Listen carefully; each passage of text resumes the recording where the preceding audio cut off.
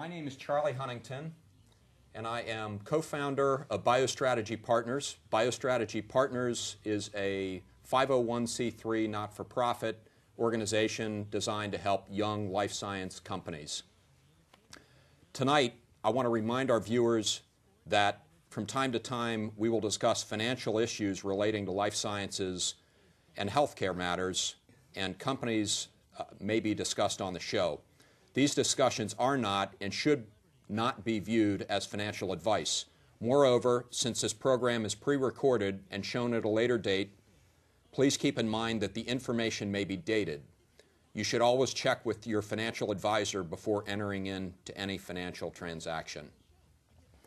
We would ask you to send viewer questions, which we will answer on upcoming shows, to Money Matters, 205 East Levering Mill Road, that's in Bala Cynwyd, Pennsylvania, 19004, or you can email your questions to moneymatterstv@gmail.com.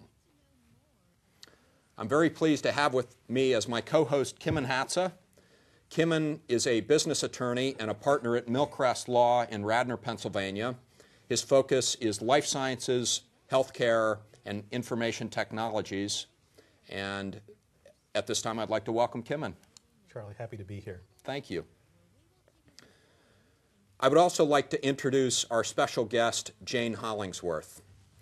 Jane got her Bachelor's of Arts degree from Gettysburg University. She has a law degree from Villanova. She's a commercial litigator, or was a commercial litigator with Montgomery McCracken. She was vice president, secretary, and general counsel of IBA, which is a clinical research organization.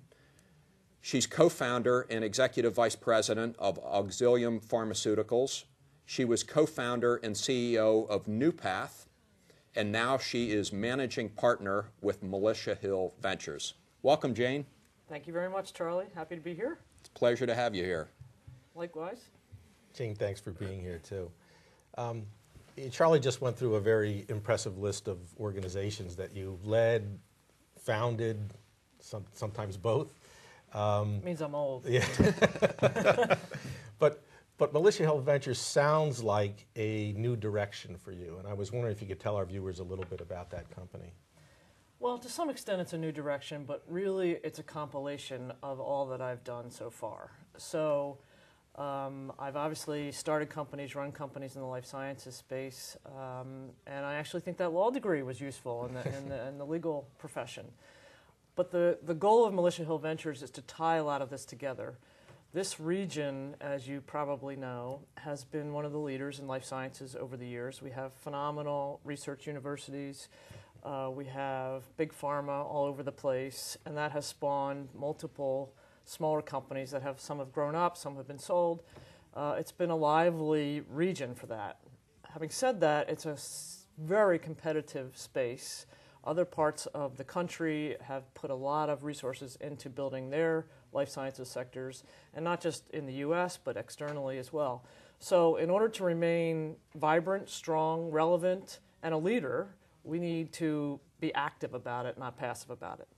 So as a result, when I left NewPath, I really started looking around about how we could do that better, because as you also probably know, the pharma industry is going through a lot of changes, and that's affecting this region as well as other regions, but a lot more here because we have so much of it here. So we have a wealth of talent, but a shrinkage in some of the big companies that we wanted to put those people to work. So Militia Hill Ventures is a life sciences accelerator that I started with a colleague of mine who was a scientist at Merck, who has been out, Joan Lau, and run a couple of these smaller companies. So she knows the big company world, the small company world, and the science. I'm not the scientist. And together we really felt passionate about putting a piece of the puzzle in place to help build this whole life sciences region, and that is one of the pieces of the puzzle. Now, is it, when you say ventures, are you creating a fund? Are you going to be investing in companies? Or when you say accelerator, can you Sure. describe for our audience what you mean by that? So the goal of this is to take the best assets, companies, whatever they may be, anywhere in the world, really, bring them here under the umbrella of Militia Hill Ventures, and nurture them. And by that I mean you surround them with management talent, because often they come out of academic institutions where you have a brilliant scientist, but they don't have the business acumen. And also they need access to capital. They need access to all the other constituents that help build these companies. And so the idea here is you surround them with all of this. So we will have capital all around, because I have a lot of, obviously, contacts over the years from the companies that I've been building and running. And that way the people with the money can watch these companies, help them grow in the right direction, evolve before they need all the money. So there's a level of comfort on both sides. And so the Accelerator is really about, instead of letting these companies just kind of find their way on their own, we accelerate that process by surrounding them with all the talent and resources they need. Now, you mentioned that you were going to try to find the best companies wherever they are, whether they're things that are happening locally or elsewhere in the world, and bring them under the umbrella. What is it that you would be looking for? What are the kinds of things that you would be looking for in a new company? Well, in this day and age, especially, one needs to be very cognizant of the end. I've always been about that. Instead of saying, well, I've got a great idea, let's make a company, I always start at the end, which is the market. What is the market looking for? What does the market need? And in this case, it's also what are the funders looking for, and they obviously go hand in hand. So you may have what you think is a great idea, but no one's funding it right now. So that's not where we can be, because you end up nurturing a company, but there's no place to go. Now, as you become much more viable in terms of capital availability and things like that, you could take a chance on one of those. Where nobody's there right now, they're not funding it, Pharma's not buying it, but there's a need. And Alzheimer's is an example, I would say. I mean, that's not going away, unfortunately, anytime soon. So, but it's a big, risky area. But eventually they'll have to come back, because that's what's happening to real people. So, but generally we look at what is viable from a funding and a marketing perspective, and as well as just ideal science, differentiated, not just something that everybody else has.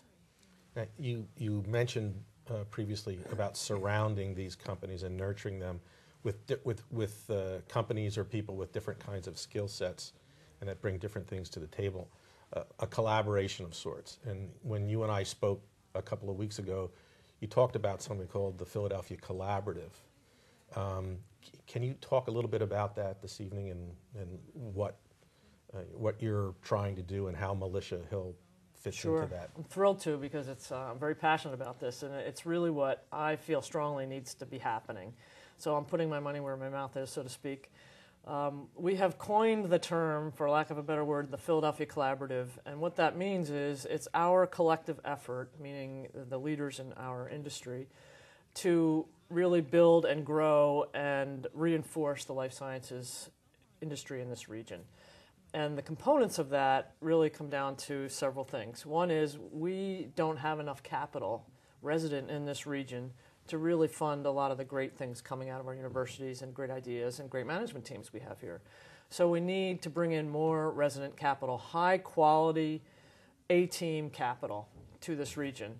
And so that has been a priority, and I have been working on that with some of the leaders in our region, including the City of Philadelphia and Mayor Nutter, who is very active in this process, to bring more capital here. And that's a critical component of it all. But in addition to that, we need other things. And one of the things about the way we're doing this is to try to get the strategic players involved in the capital, instead of having pension funds, for example, funding the venture funds. What we are trying to do is get the regional leaders funding the venture funds and get them active participants in the ventures, in the choosing of which companies, in the maturing of these companies, and ultimately perhaps in buying these companies ultimately for their pipelines.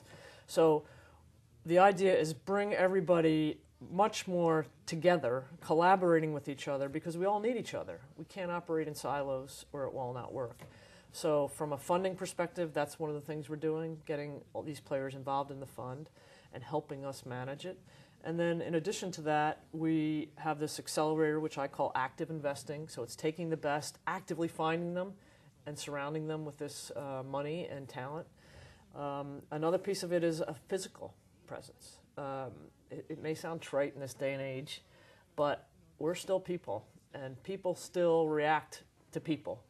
So one of the things you see in other regions that works very well is you centralize some of this in an area where there's a real collaboration happening sort of on its own.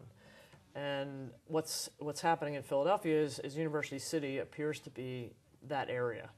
So there's building going on there. Their physical presence is going on there, where you can build up some of these companies where the funders can easily get there. Like there's the train, you know, 30th Street Station. Investors come down from New York. Investors come from anywhere. You get there from the airport. You've got the suburbs. You've got University City. You've got Center City. So it's a very central location that we are really trying to build up as the center of this innovation universe for Philadelphia. So there's a physical presence, there's the active investing, there's the capital itself, and we're also working on some other larger initiatives which will be unique to Philadelphia, we think, which is let's make us, number one, the center of the world for something. And we've got some of those ideas bubbling too that we're working on. And the great part about this is, and probably a little underappreciated by me when I started this, is the more we do, the more we talk to each other, the more the plans percolate and become real, the easier it is to do more. So it feeds on itself, and that's where we are now. We're building momentum. It's pretty exciting. Have you seen any other region of the country have this kind of a collaboration like the one you're talking about? Well, there have been very successful regions. Obviously, Silicon Valley, something that everybody kind of looks to, the rainforest idea. That's been more tech-focused in life sciences, but certainly it's a big life science focus there, too. Boston's been very successful in a lot of these things, and they get the fact that it doesn't just happen. None of this just happens. We have to make it happen, and that's part of what we talk a lot about among the leadership in this city. We have to make it happen. It's on you and me and every individual to make this happen. I think one of the neat things about this region is the people are here to start with. They've gone to school here, so they're really ours to lose, right? And That's if right. we can put a compelling argument together as to why they should stay after they're educated, I think the region will absolutely thrive. Yeah. We've touched on the money, we'll call it the money thing. Do you want to say anything more about the money thing? Well, I think that we've prioritized that as the number one place to go, to start, because that automatically brings credibility to everything else you're doing. And the reality is you can't, all the great ideas in the world without funding don't really have much in the way of legs. So that's been our priority. People like Steve Tang at the Science Center, Barbara Schilberg from BioAdvance, the city of Philadelphia and Dick Hayden helping that with the mayor, strong support, Pennsylvania Bio. I mean, all these constituents have been a major force in bringing this together, and we're making great progress. We have been working with some of the largest, best life sciences funds, venture funds in the country, to encourage them and to really open up Philadelphia to them. And we're viewed, frankly, as a place with a lot of untapped resources. We've got assets, and there aren't a lot of people playing in this sandbox right now relative to, let's say, the West Coast. Mm-hmm. So it's a fantastic opportunity. And when you have like the regional research institutions really much more focused than they were not that many years ago on translational research, getting companies out of their academic institutions that really have gotten to the point where they're mature enough for that. So Children's Hospital, University of Pennsylvania, Drexel University, Temple University, Jefferson, they're all thinking this way now. Mm-hmm. So it really, it's all coming together very nicely. It's great. Yep. It's great. Sounds easy, but it's not. No, it isn't, because you're basically trying to rip down silos that have been up for years and get people to work together. And that is true. The good part about that is there's a willingness and an interest and a convergence of interest right now in doing it. So that's why I feel like there's an urgency about this, because if we miss this window, shame on us. right. And another piece of it is we've got a mayor who understands all this, very much supports it, and is actively involved, and he has 2 years left on his term, and we don't know what will be next. So we need to take advantage of the interest and willingness with the city to work with us as well. And he has really put his shoes where his mouth is, right? He's gotten out of his office, So to speak. and has traveled and really has seen some of this firsthand. I have become a believer that this is not just there's nothing about political here. This is he's a Philly guy, and he believes in the city, and he desperately wants to make it everything it can be, and he's willing to work for it. So do you think some of the, I believe that big pharma is not going to return to R&D anytime soon. Government funding, whether or not that tide is ever going to come back in, who knows. So I think you're right. There's a lot of willingness to try new things at this That's point, right. like we haven't seen in the past. Right. So Good times, it's really hard to get people to do anything different. that's right. When things are a little rocky, it's an opportunity. That's great. It really is. And you've pointed out all the things that are already in place here. I mean, what's the saying? 80% of the world's pharma is within 100 miles of Philadelphia. That's and right. the research institutions that you pointed out. I mean, it seems like the resources are all here. The assets that you're talking about are all here. The financing piece may be the big component that's not based here. But it will be. Yeah. Yeah. It absolutely will be. When you think about it, to date, we haven't made it as easy. I mean, you can parachute into some of these other cities and regions we've talked about, and on 1 or 2 streets hit 90% of the players in town. Whereas here, you basically go into Princeton and out of Wilmington, Delaware, and you got to spend a day or 2 or 3 covering what you could spend one day covering in some other regions. Well, that's true, and we do talk about that as well. For example, Cambridge is a very tight geographic area, and that they've used that to their advantage quite well, and they're phenomenal institutions up there. We don't have as tight an area, and that's because we've got more, actually. Right. We've got more and more places, so it is more diffuse, which means it's harder to know who everybody is and where all the resources are and what's what. So we're not going to change that, and we don't want to change that, because that's an asset here. But what we do want is a hub that everyone knows is the hub, that everyone can get to, and it's easier for all the other diffuse pieces to communicate with each other. Jane, you touched on the concept of active investing. You used the term active investing. You did describe it a little bit. I was wondering whether you could spend a little bit more time, since not everybody who watches the show is completely familiar with that concept. And maybe people might understand generally about I'm a passive investor in a company, or I'm active, but you mean something more than that in this situation, don't you? I mean, traditionally, in our industry, when you would have a venture capital that would invest in small companies, and the way it would usually work is I have an idea, I'm an entrepreneur, I start something, and then I go march around, I call whoever I can get in a meeting with, and I go visit with all the venture funds, and they listen, and they like it or they don't like it, or they have time or they don't have time, or whatever.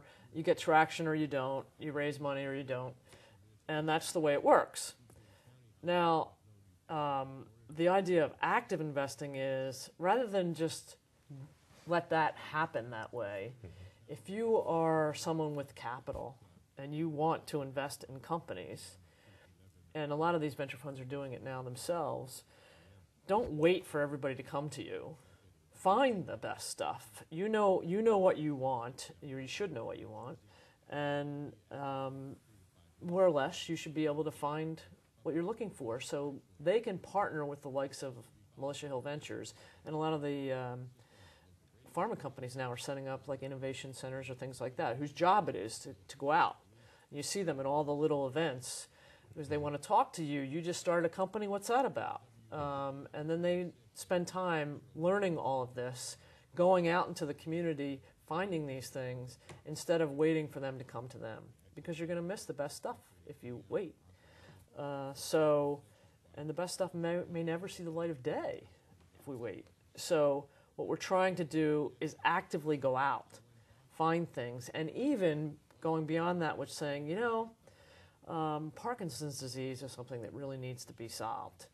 But the reality of how companies get built and funded these days is you can't just find one Parkinson's potential drug and really build a company around that.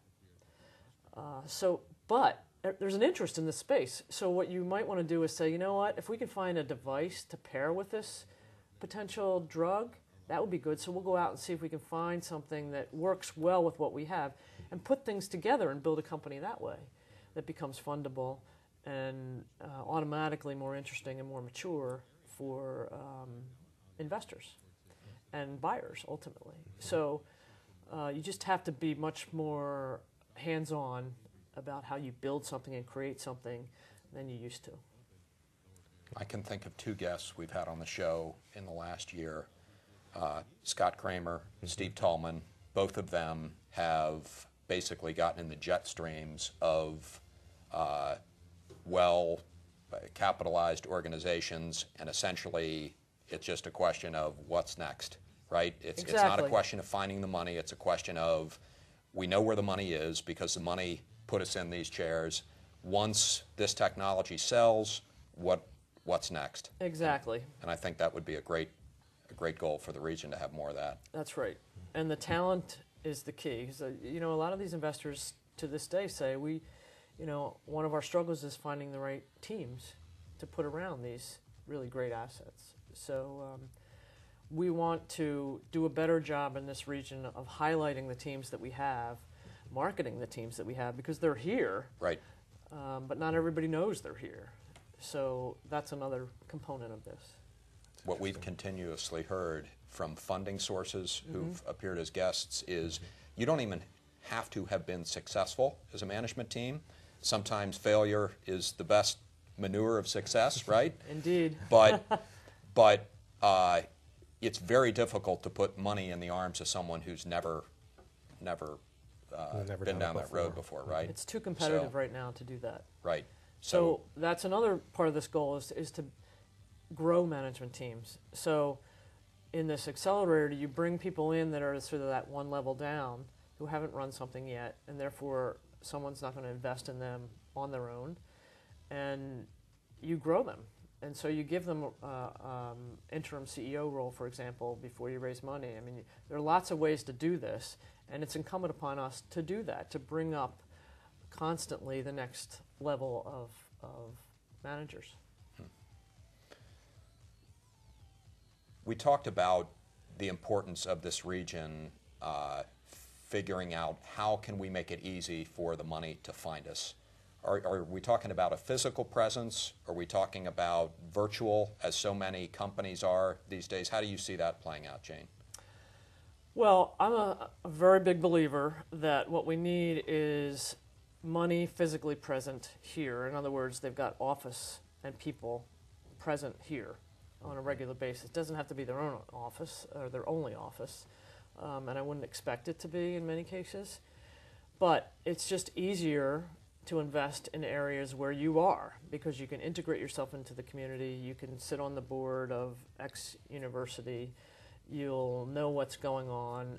You don't have to live on a plane.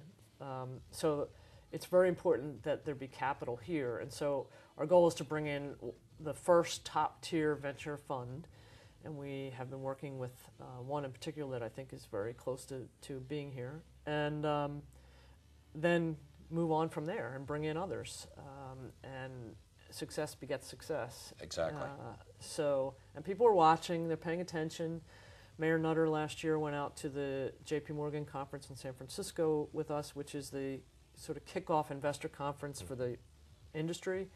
Everyone's there all over the country and over the, internationally as well.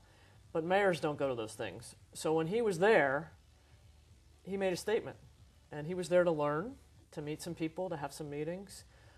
because that was really the kickoff for the Philadelphia City group to really figure out how to do this and how to help us. And it made a statement. It's like, I guess you're serious. So the next level of understanding how serious we are is when we have an announcement to make about, resident money coming into Philadelphia. Good for you. You've talked about this with Charlie and I about let's not confuse this with economic development. It's really not economic development. How does your initiative differ from what people might traditionally view as economic development? Well, it's interesting because I have my own personal reaction to that term. Mm-hmm. There's no doubt that economic development is really what we want. We want to develop the region, and this is a focus on life sciences from that perspective. But we don't approach it from an economic development perspective, at least traditionally.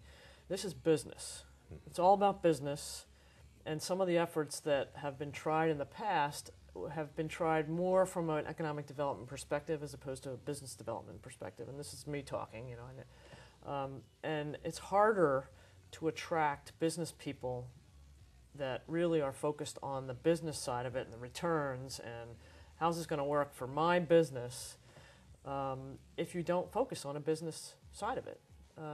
And so I feel very strongly that if you build strong businesses, that's economic development.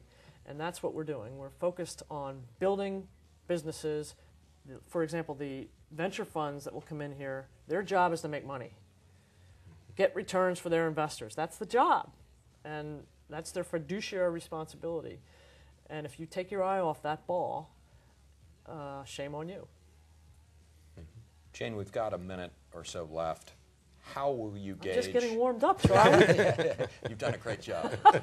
How will you gauge and your team gauge success of these initiatives? Well, if you look at the end game is companies. We want companies that are funded and that we're building the region from a company perspective. In the early going, we want the funds here, we want the money resident here, investing in companies here. We want the universities successfully spinning out companies, 2 management teams here, and the companies are growing, maturing successfully. So in a very short time, I think we'll see some of that. There's no doubt that you will be successful. And Kimon and I thank you for being part of the show tonight, and we really wish you the best, Jane. Thank you for having me. It's been a pleasure. Hopefully you can come back at some point and let us know how it's going. Well, I would love to do that. Okay. Thank you. Kimon, thank you for co-hosting tonight. My pleasure, Charlie.